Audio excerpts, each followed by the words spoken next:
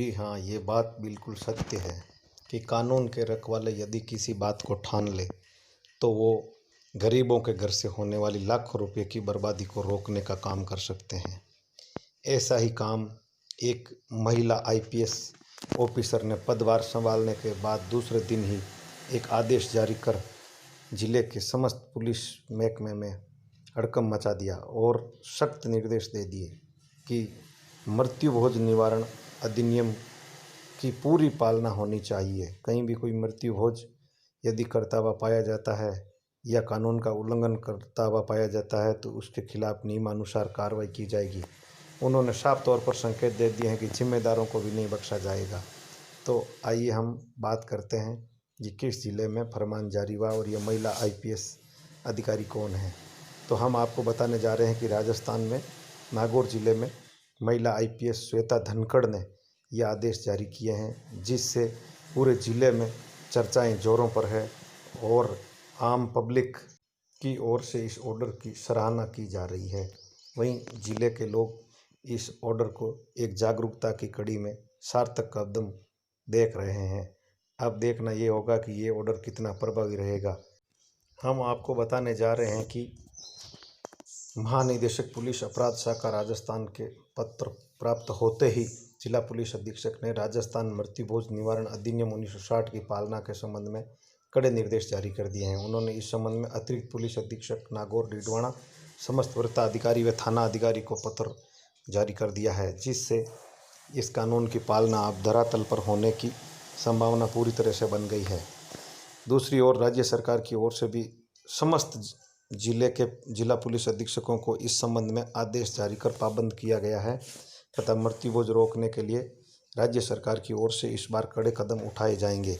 ये विशेष इन दिनों कोरोना संक्रमण को लेकर के जहां भी कोई मृत्यु भोज या अन्य आयोजन हो रहे हैं उसमें भीड़ को देखते हुए भी राज्य सरकार ने इस आदेश को प्रभावी बनाने का निर्णय लिया है और ये कार्यालय महानिदेशक पुलिस अपराध शाखा राजस्थान की ओर से समस्त पुलिस अधीक्षक व जयपुर तथा जोधपुर उपायुक्त को भी आदेश जारी कर राजस्थान मृत्यु भोज निवारण अधिनियम 1960 की पालना करने के निर्देश दिए हैं। इसमें आपके साफ तौर पर कहा गया कि मृत्यु भोज होने की सूचना न्यायालय में दिए जाने का दायित्व वार्ड पंच, पटवारी, सरपंच को दिया गया है। इस अधिनियम के प्रावधानों का उल्लंघन करने पर दंड का प्रावधान भी है। तो हम इस आदेश के बारे में आपको पूर्ण रूप से विस्तार से जानकारी देंगे और विस्तार से हम बताने का प्रयास करेंगे ताकि आप समय पर जागरूक रहेंगे। तो प्रदेश में ऐसे कई कानून लागू किए गए हैं जिन कानूनों की पालना आसानी से धरातल पर हो सकेगी व आम जन के लाखों रुपए की होने वाली बर्बादी से बचा जा सकेगा। तो हम इस कानून की एक एक बारीकी को भी बारीकी से आपको बताएंगे और समझाएंगे इस वीडियो में कि हम किस प्रकार से इस कानून को और भी प्रभावी बनाने में प्रशासन की सहयोगी भूमिका निभा सकते हैं और मदद कर सकते हैं और प्रशासन का क्या दायित्व। हम आपको बताने जा रहे हैं कि मृत्यु भोज को रोकने के लिए राजस्थान मृत्यु भोज निवारण अधिनियम 1960 में पारित किया गया था।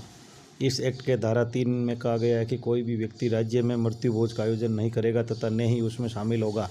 मृत्यु भोज की सूचना देने का कर्तव्य ग्राम पंचायत के सरपंच, वार्ड पंच व पटवारी तथा ग्राम सेवक पर यदि वे नज़दीकी मजिस्ट्रेट को सूचना नहीं देते हैं तो उन्हें भी 3 माह तक की जेल हो सकती है और मृत्यु भोज का आयोजन करने वाले तथा कानून के उल्लंघन करने वाले परिवार को भी सलाखों के पीछे जाना पड़ सकता है। तो इसलिए इस ऐसे जो आपके ये मृत्यु भोज है उससे दूर रहना चाहिए तथा इसके आदेशों की पूरी पालना करनी चाहिए। गांव के जागरूक युवा कि अड़ोस पड़ोस में भी होने वाले मृत्यु भोज की सूचना सरपंच, संबंधित पटवारी व ग्राम सेवक को दे सकते हैं तथा उनको उच्च स्तर पर सूचना भेजने के लिए मजिस्ट्रेट को सूचना भेजने के लिए कह सकते हैं। तो अब आमजन की जागरूकता इसमें महत्वपूर्ण कड़ी साबित होगी। तो इसलिए आप ज़्यादा से ज़्यादा जहाँ कहीं भी ऐसा आयोजन हो रहा हो तो उसकी जानकारी तत्काल प्रभाव से प्रशासन तक पहुँचाई जाए, जिससे ये लाखों की बर्बादी से लोग बच सके। और मृत्यु भोज की यह विशेष व्याख्या वर्तमान में कोरोना काल में के दौरान 50 से अधिक लोगों के शामिल होने पर पाबंदी लगाई गई है। किसी भी ऐसे आयोजन में 50 से अधिक लोग शामिल नहीं होंगे, जबकि कानूनन के तौर पर ये मृत्यु भोज निवारण अधिनियम में सभी लोगों को मिलाकर के 100 व्यक्तियों से ज़्यादा इकट्ठे नहीं हो सकेंगे। अब हम आपको जानकारी देते हैं कि नागौर जिले की ये पहली बार महिला एसपी के पद पर श्वेता धनखड़ ने कार्यभार ग्रहण किया है। और नवनियुक्त एसपी श्वेता धनखड़ ने कहा कि नागौर जिले में उनकी प्राथमिकता अपराधियों में भय और आमजन में पुलिस के प्रति विश्वास पैदा करना रहेगा। उन्होंने कहा कि परिवादियों को प्राथमिकता से सुनने के साथ महिला अत्याचारों में कमी लाना उनकी प्राथमिकता में रहेगी और कानून की पालना करवाने के लिए उन्होंने पुलिस प्रशासन को अलर्ट रहने के निर्देश भी जारी कर दिए हैं।